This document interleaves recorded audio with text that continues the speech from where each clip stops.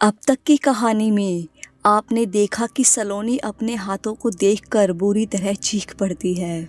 उसकी चीख सुनकर सब लोग छत पर आ जाते हैं। अब कहानी आगे। चेतन सलोनी को दोनों कंधों से पकड़कर संभालते हुए बोला, क्या हुआ सलोनी? चेतन की बात सुनकर सलोनी सवाल भरी नज़रों से उसकी तरफ देखती, कभी अपने हाथों की तरफ देखती। सलोनी रोते हुए बोली, चेतन देखो ना, ये क्या हुआ है? मेरे हाथ कैसे लाल हो रहे हैं, जैसे खून में लाल हो रहे हों। जैसे ही सलोनी की नज़र अपने कपड़ों पर पड़ी, सलोनी रोते हुए चेतन के हाथ पकड़कर जमीन पर बैठ गई। चेतन देखो ना, चेतन देखो ना, ये क्या हो रहा है मेरे साथ? मेरे कपड़ों को, मेरे हाथ में खून खून की तरह लाल हो रहे हैं। बताओ ना आप मुझे कुछ समझ नहीं आ रहा। मैं छत पर कब आई और अब ये सब? प्लीज़ चेतन, प्लीज़ बताइए ना। सलोनी को इस तरह रोता देख अनीता जी की आंखें भर आई। अनीता जी सलोनी को संभालते हुए बोली, क्या हुआ बेटा, क्या हुआ? ऐसे क्यों रो रही हो? अब चुप हो जाओ और तैयार हो जाओ, आज पग फेरे के लिए जाना है ना। चेतन सलोनी को संभालते हुए बोला, अरे सलोनी, तुम भी ना कमाल करती हो।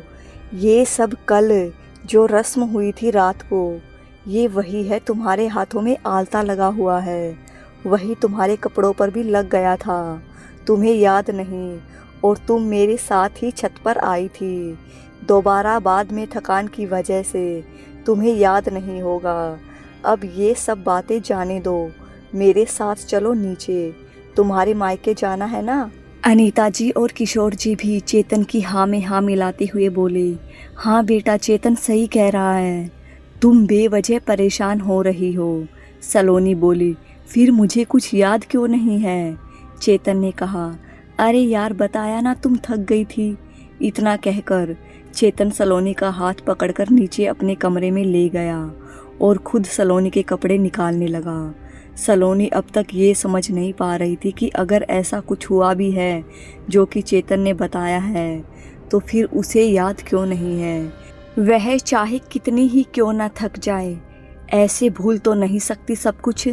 तभी सलोनी की नज़र आईने में उसके ही चेहरे पर पड़ी, जो खून में पूरी तरह सना हुआ था। खुद की शक्ल देखकर सलोनी फिर से चीख पड़ी और अपने ही हाथों से अपने चेहरे को ढक लिया। चेतन जल्दी से सलोनी के पास आया और उसे गले लगाकर चुप कराता हुआ बोला, क्या हुआ सलोनी, तुम ठीक तो हो ना? और तुम्हें समझाया ना अभी, प्लीज मत रो ना यार, तुम ऐसे रोती हो तो मुझे बिल्कुल भी अच्छा नहीं लगता। चेतन की बात सुनकर सलोनी ने और भी कसकर चेतन को गले से लगा लिया और रोते हुए बोली, आपने मुझे बताया क्यों नहीं कि मेरी शक्ल पर भी पूरा लाल लाल हो रखा है? कल रात की बात याद करके चेतन खुद डरा हुआ था। सलोनी को कुछ भी याद नहीं था। चेतन सलोनी को समझाते हुए बोला, अरे बाबा, मैंने कहा ना, कल रात वही तुमने रस्म की थी, उसके बाद आलता तुम्हारे कपड़े में भी लग गया तुम्हारे हाथ से, और तुमने उसी से अपना मुंह भी पोंछ लिया था। इसी वजह से यह सब हुआ था। चलो अब चुप करो और मैंने तुम्हारे कपड़े निकाल दिए हैं, जल्दी से तैयार हो जाओ। घर से फ़ोन भी आता होगा पग फेरे के लिए। तभी अनीता जी दरवाजे पर खटखटाने लगी। दोनों खुद को संभालते हुए वहीं बेड पर बैठ गए और चेतन ने आवाज़ लगाई, आ जाओ मम्मी। अनीता जी चाय और नाश्ता लेकर अंदर कमरे में आई और बोली, सलोनी बेटा, नाश्ता कर ले और फिर तैयार हो जा। अभी चेतन के फ़ोन पर तुम्हारे घर से फ़ोन आया था। और चेतन का फ़ोन चेतन को देते हुए बोली, ये ले बेटा अपना फ़ोन, तूने कल रात नीचे ही छोड़ दिया था। इतना कहकर अनीता जी कमरे से चली गई। सलोनी बस चुपचाप कपड़े उठाकर बिना नाश्ता किए नहाने के लिए चली गई। चेतन का भी मन कुछ उखड़ा हुआ सा था। उसने भी नाश्ते की प्लेट उठाकर साइड में रख दी और वहीं खिड़की के पास जाकर खड़ा हो गया। थोड़ी देर बाद सलोनी और चेतन दोनों तैयार होकर नीचे आए। अनीता जी ने दोनों की नज़र उतारी और जाने के लिए पग फेरे की रस्म का सारा सामान गाड़ी में रखवा दिया। चेतन ने छवि से कहा, छवि तू भी हमारे साथ चल। लेकिन कल के बाद छवि सलोनी के सामने आने से भी डर रही थी। छवि अपनी मम्मी का हाथ पकड़ते हुए बोली, नहीं भैया आप लोग ही जाओ, और वैसे भी शाम तक तो वापस आ ही जाओगे, और यहाँ मम्मी अकेली है, घर में बहुत सारा काम पड़ा है, मैं उनकी मदद कर दूंगी। अनीता जी भी छवि का डर समझ चुकी थी। वो भी छवि की हाँ में हाँ मिलाते हुए चेतन से बोली, हाँ बेटा छवि सही कह रही है, मुझे बहुत काम है घर में, और यह रिश्तेदार भी बस निकल ही रहे हैं तुम्हारे जाने के बाद। एक काम करो, तुम आराम से जाओ, और अगर कोई दिक्कत की बात हो तो वहीं रुक जाना। अनीता जी की बात सुनकर सलोनी बोली, दिक्कत? कैसी दिक्कत माँ जी?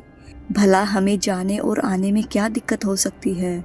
और ये रस्म तो शाम को वापस आने की ही होती है ना, तो फिर हम वहाँ कैसे रुक सकते हैं? और यह मेरी पहली रस्म होगी शादी के बाद, मेरे मायके में अच्छा नहीं लगेगा ना मैं अकेली जाती हुई। एक काम करिए, आप सब लोग भी हमारे साथ चलिए। सलोनी की हाँ में हाँ मिलाते हुए किशोर जी भी बाहर से आते हुए बोले, हाँ चेतन की माँ, बहू सही कह रही है, इन रिश्तेदारों को विदा कर दो, और अगर जो रुकना चाहे वो रुक सकते हैं, और तैयार हो जाओ, हम सब चलते हैं बहू के साथ, अच्छा नहीं लगेगा अकेले जाएंगे बच्चे तो। अनीता जी, छवि और चेतन सवाल भरी नज़रों से किशोर जी की तरफ देख रहे थे।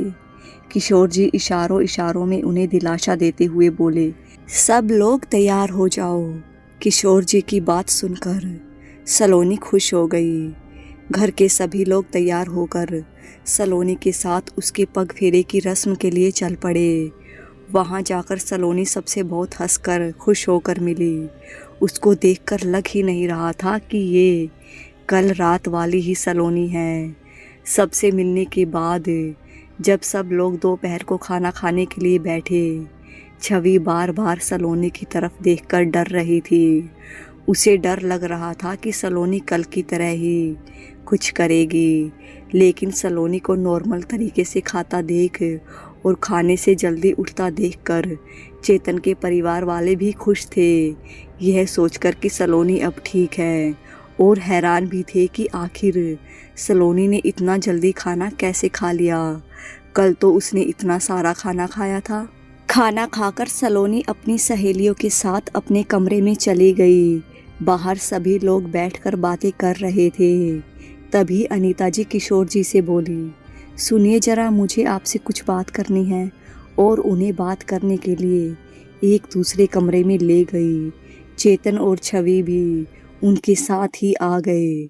सबके बहुत सारे सवाल थे और जवाब सिर्फ किशोर जी के पास। अनीता जी बोली, पहले तो यह बताइए, आपने हम सबको आने के लिए क्यों कहा? और सलोनी को देखकर लग ही नहीं रहा कि अब कोई दिक्कत वाली बात है। आप तो पंडित जी के पास गए थे ना, क्या हुआ? उन्होंने कुछ तो किया है, तभी सलोनी ठीक लग रही है अब। इस कहानी को आगे सुनने के लिए चैनल को सब्सक्राइब, वीडियो को लाइक शेयर ज़रूर कर दीजिएगा।